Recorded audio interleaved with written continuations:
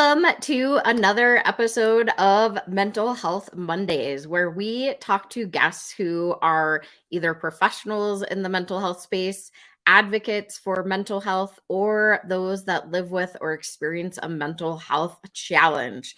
And I want to remind you, depending on where you're watching this on, if it's on YouTube, Facebook, or now we're on LinkedIn, which is pretty cool. So make sure that you click the subscribe or the follow button so that you don't miss another episode of Mental Health Mondays, because we have some pretty cool guests that come on.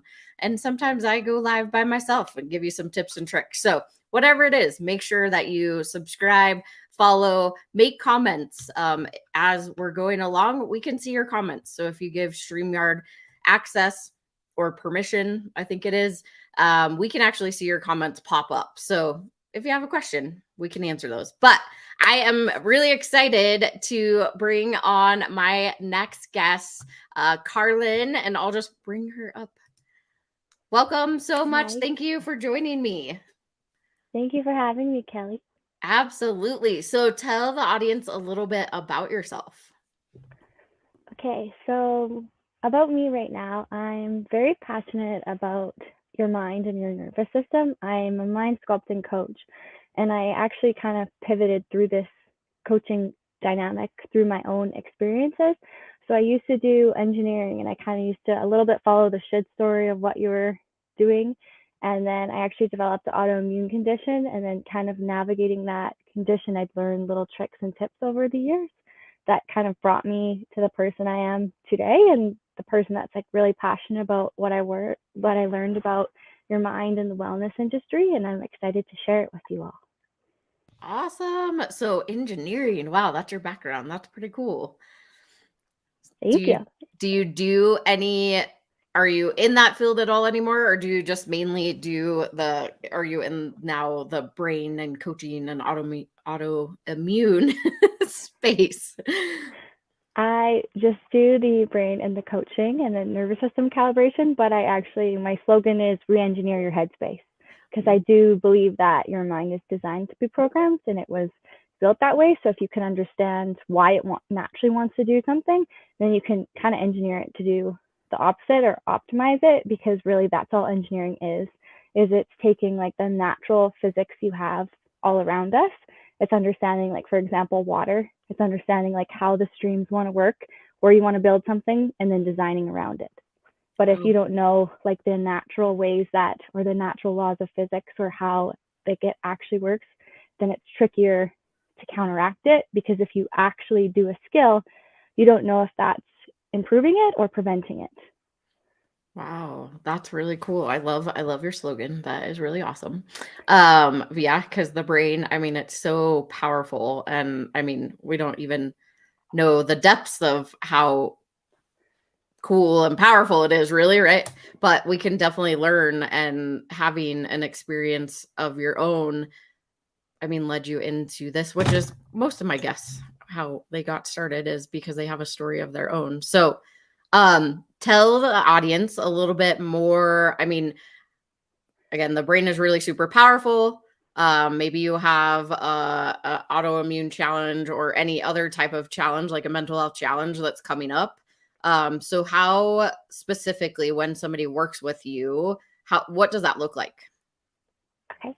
So when someone works with me, what I teach them, which I found the most impactable, is the whys, or like what your mind naturally wants to do, like a little bit of like that neuroscience. Like, for example, one thing that I learned was you have 5 times in your receptors for a fear-based thought than you do for a positive one.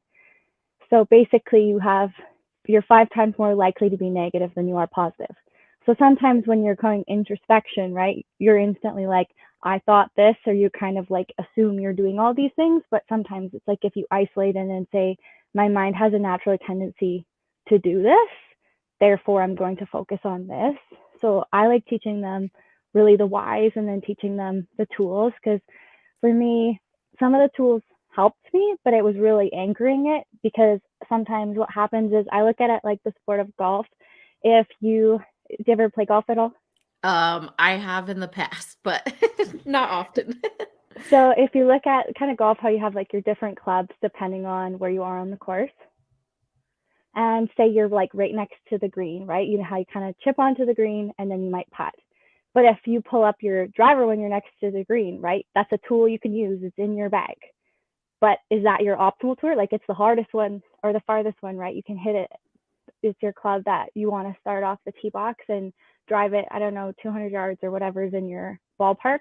But if you're in the wrong space when you're utilizing that item, you're not going to maximize your mind for what your goal is. And sometimes what I also like to teach them is you're always going to have discomfort as you grow.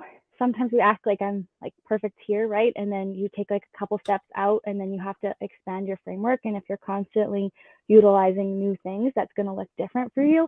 And there's going to be times where you need different tools. Like, there's some that you can do daily or kind of as part of your routine, but there's some, depending on what's going around you externally, you want to adapt internally to kind of mirror and calibrate that, to go back and forth with that internal and external.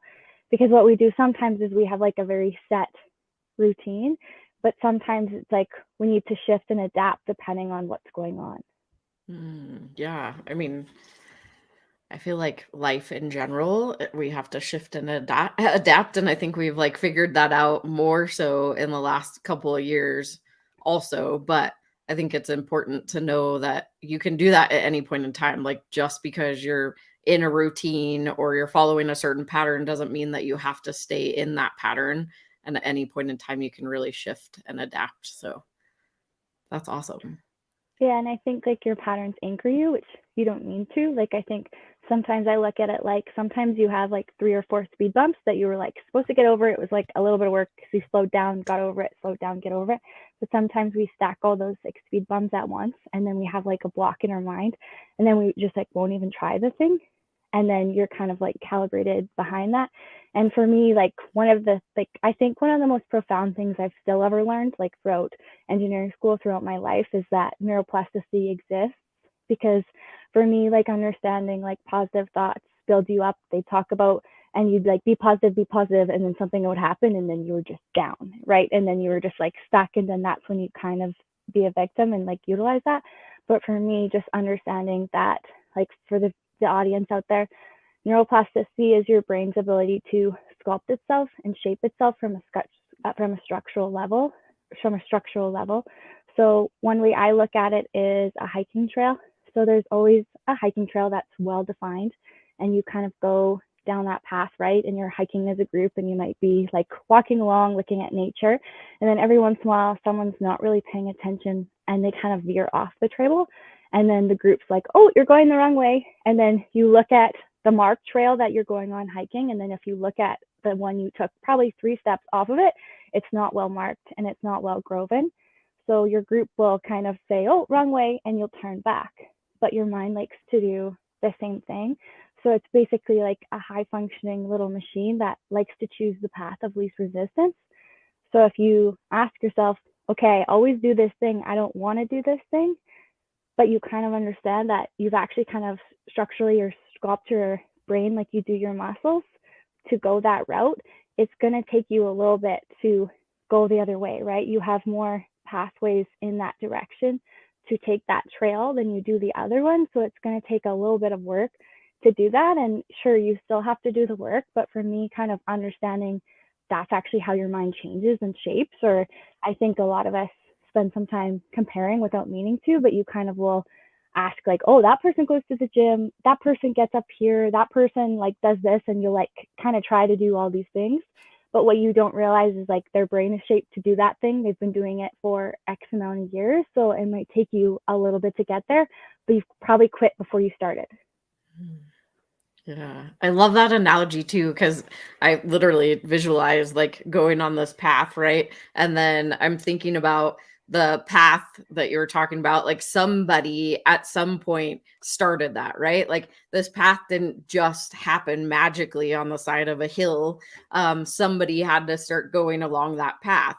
And then if you want to create your own pathway, right? Like you're going to have to take some time, and it's going to take a little while to like generate that new path. But now eventually you're going to have a little offset of the path.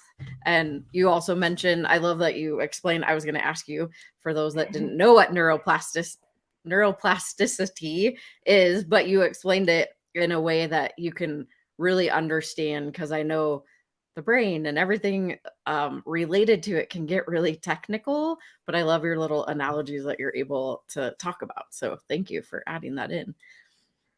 No problem. Yeah, I just like seeing it that way, because I'm like, oh, that kind of makes sense. Like, you naturally want to go this way, and then you take a couple steps off, and then your group's like, oh, you're going the wrong way. And then you yourself are like, oh, we don't do this thing. Why are you doing this thing?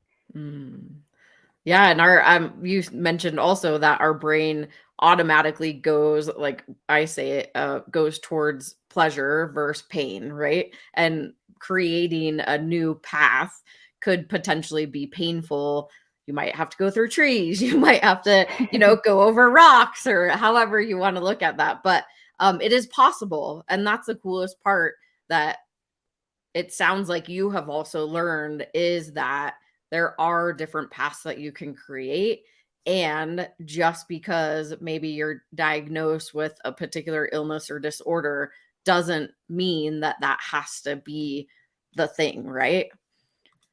Yeah, exactly. Just kind of like learning. One of the other things that really helped me was epigenetics, and learning that you're 20% the DNA you were born with and 80% shaped by your environment.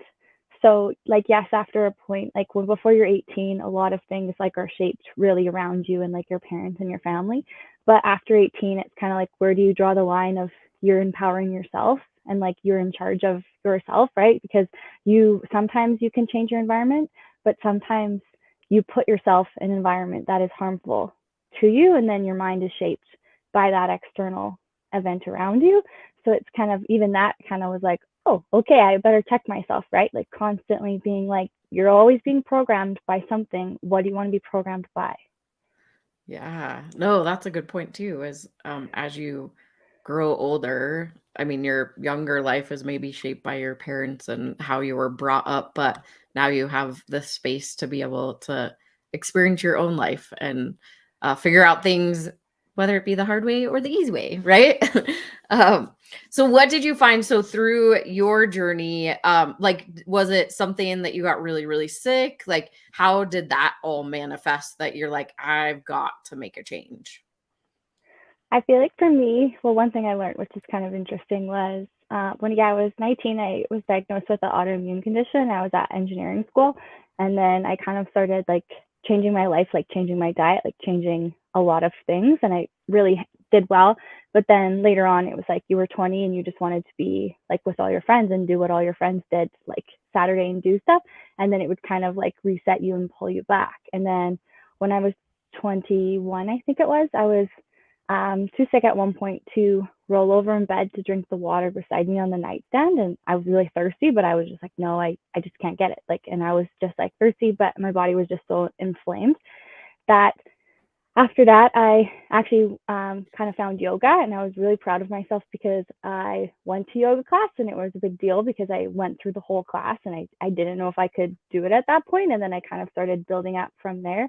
And I was always athletic as a kid, but I'd kind of like fluctuate between like being able to run and do the thing between like being in bed and kind of not. But that was like kind of a turning point. And then I went to yoga school, but I always looked for like wellness things, and I would kind of do different diet protocols, or I'd do different like healing modalities, or I'd meditate, or I'd do like certain things. But then kind of when I was a little bit older, I kind of hit a point where I was at work and things were like really stressful, and it was like the stuff I was doing wasn't working. Or for me, I used to always like eat particular things or like really try hard to nourish myself. But what I learned is like when there's so much external stressors, and I learned this through like my own mind, body, nervous system, sometimes you might be nourishing yourself, but the problem is that you're in such a stress mode that your body's in fight or flight, that one of the nerves, your vagus nerve, that you kind of connect through your mind and your gut, is actually not in rest or digest mode. So you're eating all this like nourishing food, or you're taking this supplement, but it's not actually helping you because your mind is so like chaotic or stressed by everything going around you at work or everything like happening. So you're not actually, that's not the only way like to nourish yourself. You need to like recalibrate your nervous system or like work on that external stressor. So I kind of found myself like really sick again, like had to reduce hours at work, still like laying in bed. I couldn't do like a 40-hour work week.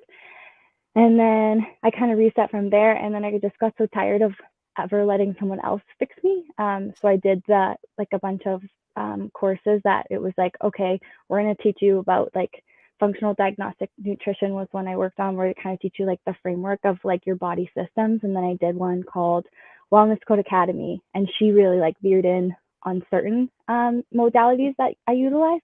And then later at like 25, I just kept getting more and more into it. But one of the things that helped me the most was like the framework for my mind, because I would have called myself like a very optimistic person, but I was very like goal oriented and driven. So if I didn't have the outcome I wanted, I was like hard on myself, or I'd like put myself in like high stress situations that other people wouldn't necessarily do, where I could like make myself go to one event to another and like really dysregulate my nervous system.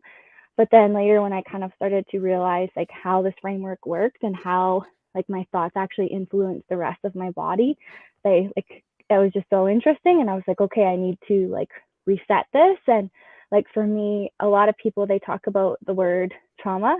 And when I was, I think 20, I did this like little program, and it was kind of like a heal yourself, like autoimmune thing again. And this girl like talked about, you probably have trauma, like, and in my head, I was like, I do not, like, kind of leave me alone. Like, I'll do your protocol, but like, don't touch my mind, or like, I don't know what you're telling me about, but I didn't relate to the word, and I kind of shut it down. But later throughout one of the programs, she kind of like introduced the idea, but I had already trusted her with all this other like stuff. So then you kind of start to realize how I call them interferences now, because I relate to the word better. But I just think like, if you want to be this person, you have all these little kind of beliefs that you picked up on in your mind that interfere with you becoming the person you want to be. So they're in there, they're programming you in some way that aren't optimizing yourself for that goal. So how do we get rid of them, and how do we strive forward? So for me, it was kind of realizing how to kind of recalibrate my mind in that system, because I still do like wellness things. I still like really focus on like what I eat and do other things, but I kind of reset definitely my stress level by kind of understanding my nervous system and my mind and how I'm showing up. Wow. Yeah, there's a lot that you just went over too. So a couple things popped in my head. I'm curious, do you still have challenges with that autoimmune disorder? I'm pretty good, but it depends on like if I want to. I don't eat certain things, I would say. Like I just don't have any interest in them. Like I don't eat fast food, I don't eat this. So like if I eat high inflammatory foods, I do notice like my energy levels low, but I feel like I have this system in place that it can navigate it, because like for me, sometimes I think that you like push yourself and then get really low, whereas now I kind of have a statement level that I can know where I'm at and kind of be like, okay, you might need to rest to do this better. But for me, like especially in engineering school, like they would always say like rest is for the weak, or like I think you'd know that, or like I remember them saying like you're supposed to sleep, like it's better to sleep. But like even when I was in high school, I would sleep like 5, maybe 6 hours, like, and it was just because I was doing so many things, or you were kind of so focused on what success was. But for me, when I kind of started realizing like how parts of your brain worked, and how like when you're tired and run down and malnourished, how you're in your like fight or flight limbic brain, how much that impacted me, because I was like, okay, I don't want to be in that brain, I want to be in this one. So I might have to slow down and reset to be in that one, and I might be better off to work smarter instead of always harder. Yeah, I think being more aware of like what you're putting into your body, how your brain is actually functioning, right? Like you have this awareness that not everybody has that, but the cool part is that you can, and you can start to learn it. And then the other thing that you talked about was the stress, like whether you have an autoimmune disease or you are what you want to call normal, right? You don't have any challenges, or you don't feel like you don't have any challenges. We still have this response to stress as it like dumps a whole bunch of chemicals into our body, which are not really good, right? So now it like can manifest into these illnesses or disease. And I think that's an important piece for people to understand And I love that you said that you have to like reset yourself, right? Like it's better to potentially relax than just keep going, because now you're just in this fight or flight mode, which brings up all of the stress that dumps more chemicals into your body. So it just becomes this big cycle. What would you suggest to someone, whether they are having like an autoimmune challenge or a mental health challenge, and they're like, I get what you're saying, like this makes a lot of sense, but like I don't even know where to start? What would you say? I think I would start by definitely like kind of the rest and like the reset part of it, like rest where you can at first. Because if you're super anxious, super crazy, try to kind of rest from there. And then there, I'd work on steps to calibrate my nervous system. Because what some of us do, or some people will do instantly, like meditate. And then that person will be like, I don't meditate. Now you just made my anxiety go up here. And I don't like that. So sometimes it's like as much as you can, you don't want to rest and it feels like unnatural, but try to like rest and recharge and then kind of focus on your nervous system and work on recalibrating that system. And there's a couple different things that you can do to reset your nervous system.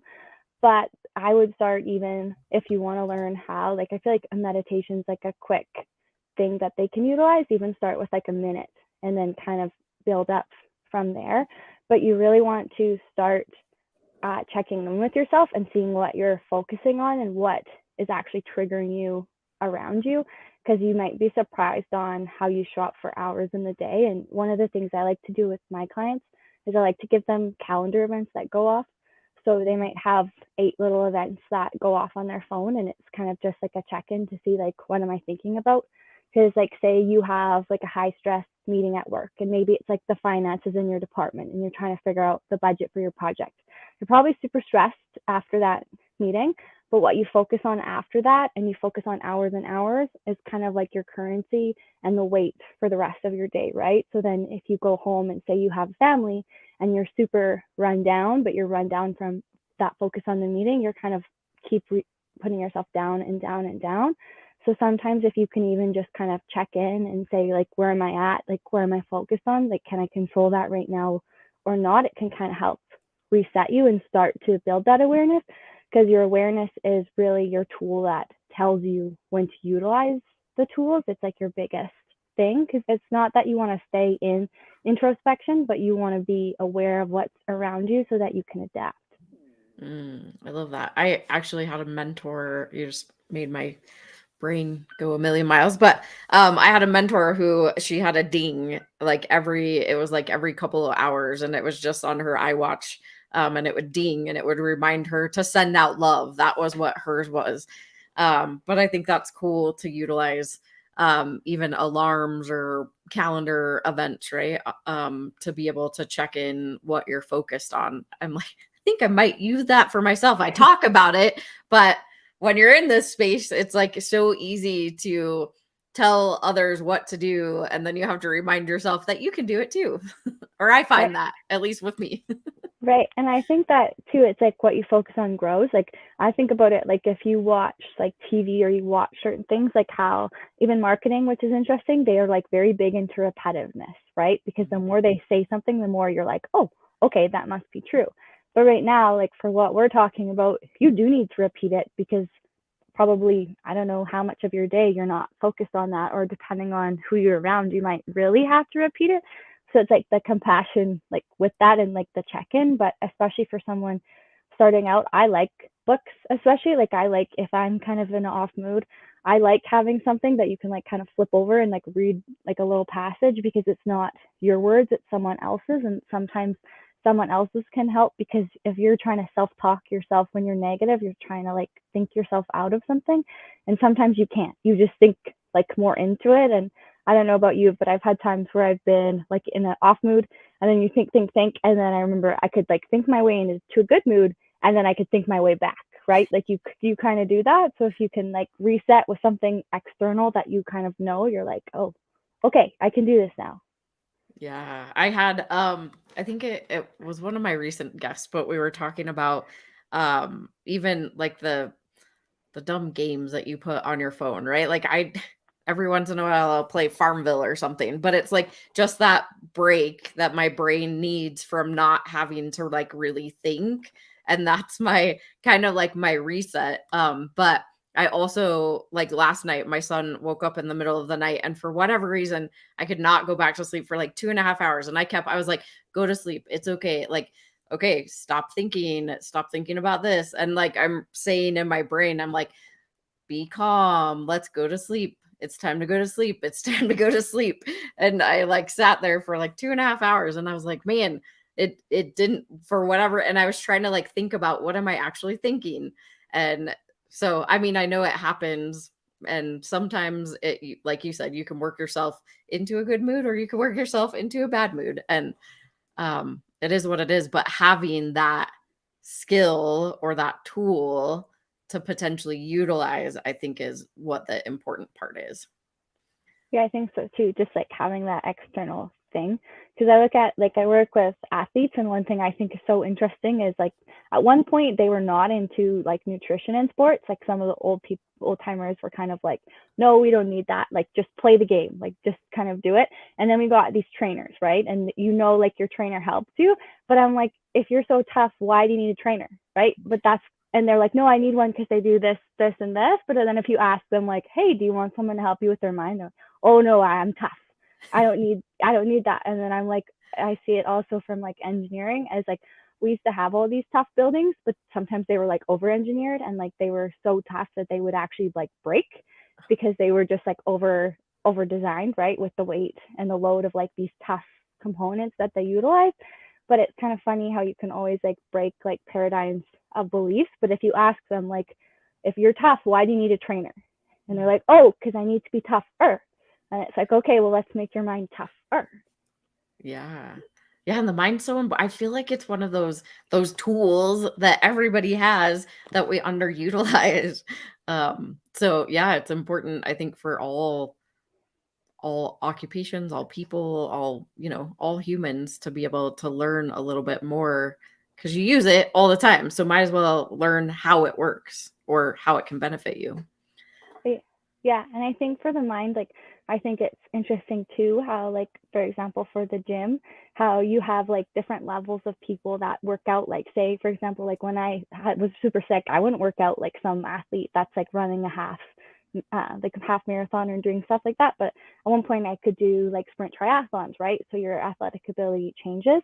But we don't really have that for the mind. Like sometimes what we have is we have like therapy, and instantly if you say that word, you automatically just assume that like that person's anxious. Or I have like certain friends where they're super anxious, and you're kind of like wondering, okay, but then they're like, well, that person goes to therapy, but I'm not like them. And it's just like, okay, but you have a mind, they have a mind, your mind is programmed, their mind is programmed.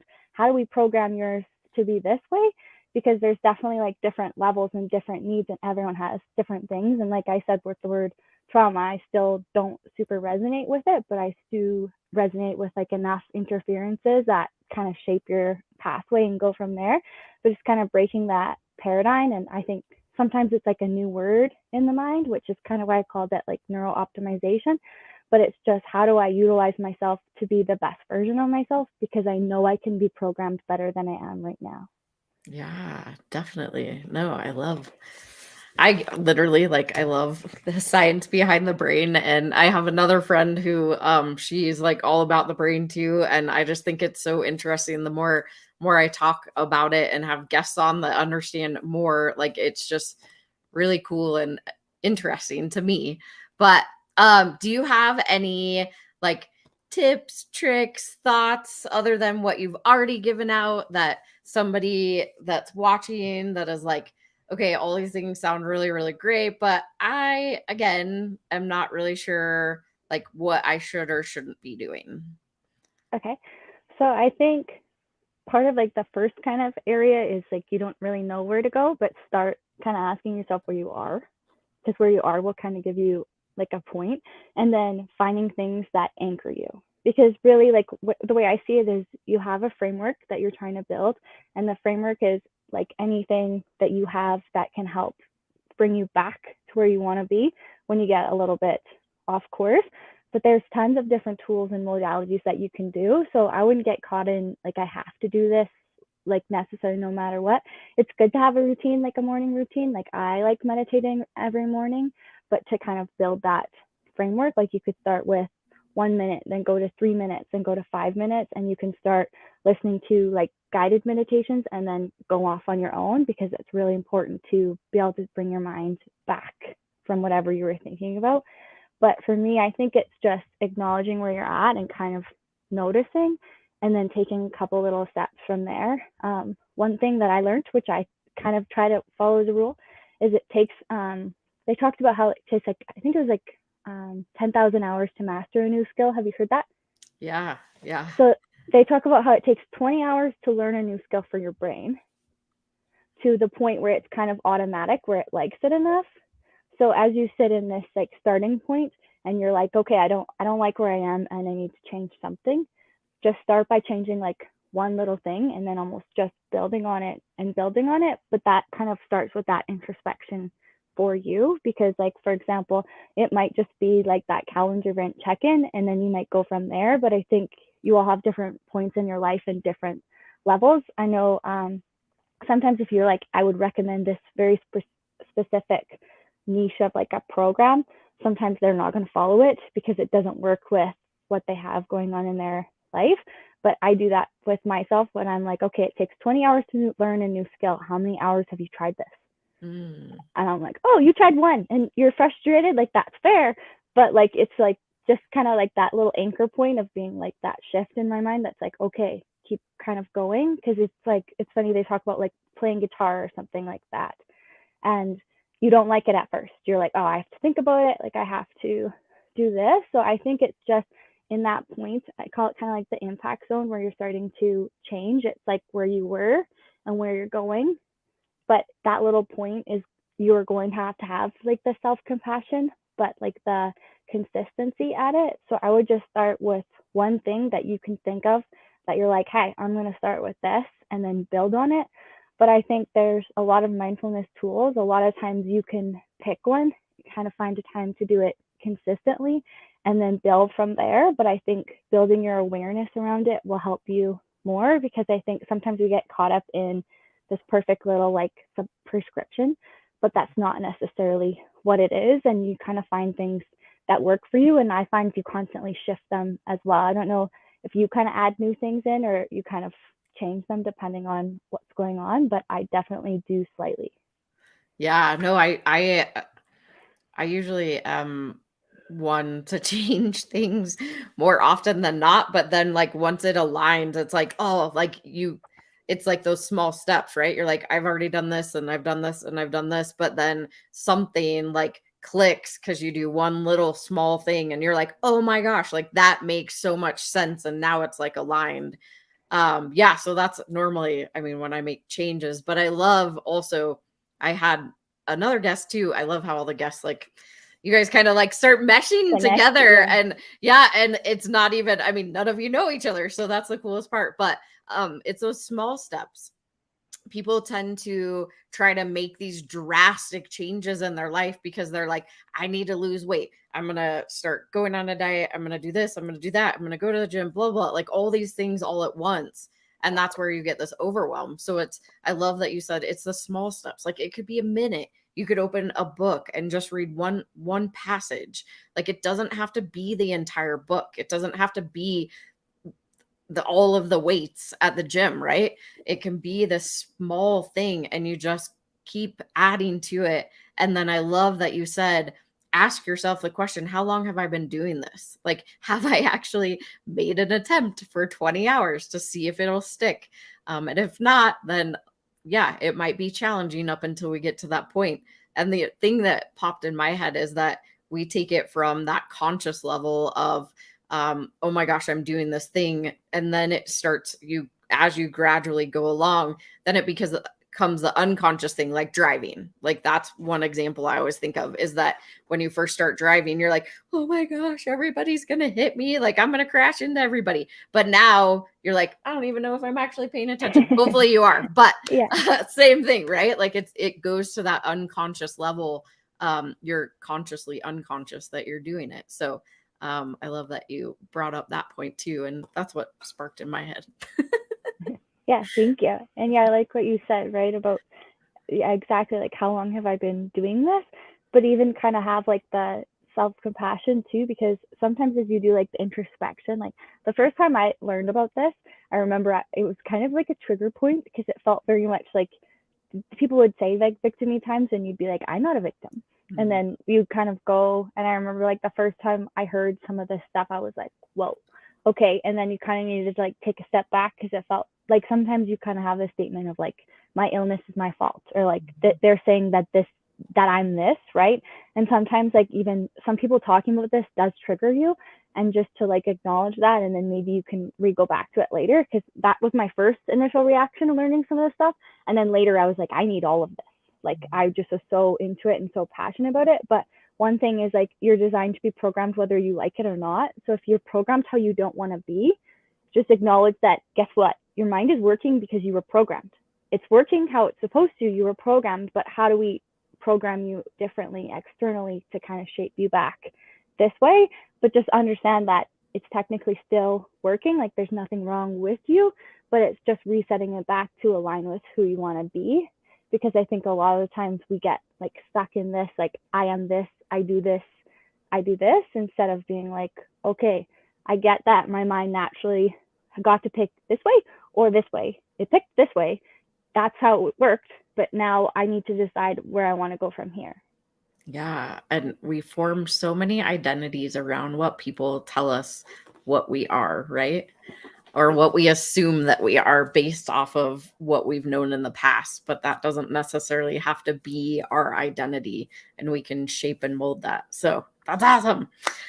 So if somebody wants to work with you, how can they find you?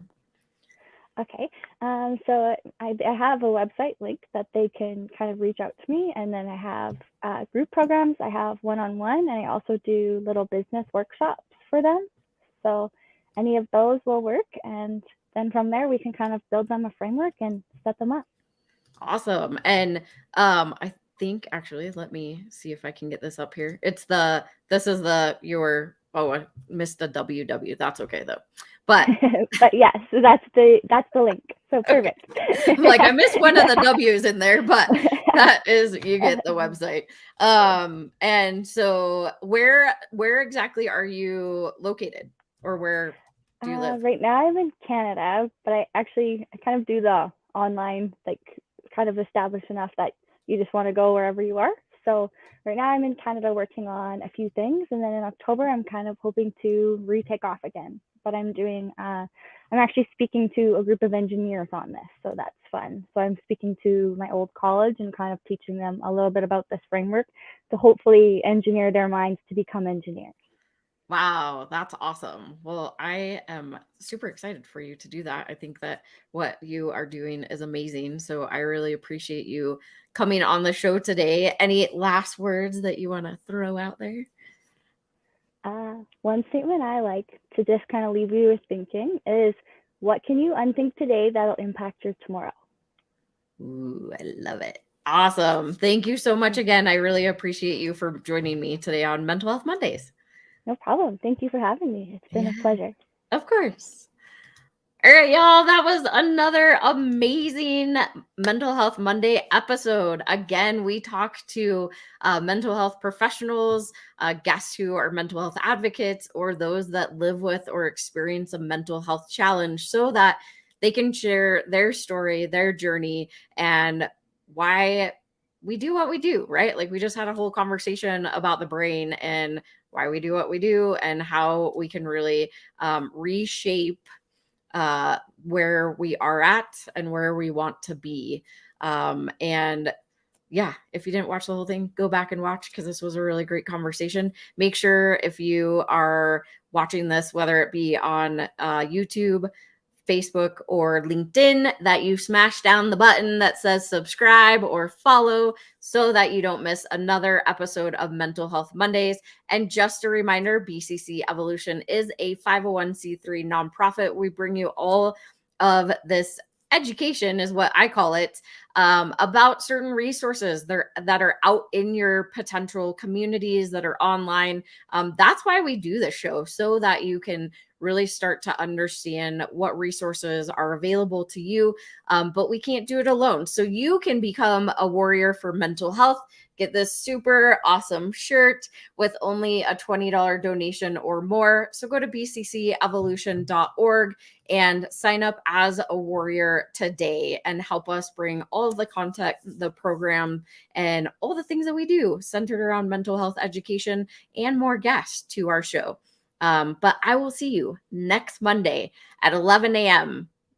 It's Mountain Standard Time. Mountain Time, Denver time. I don't know anymore, but I'll see you next week. Bye.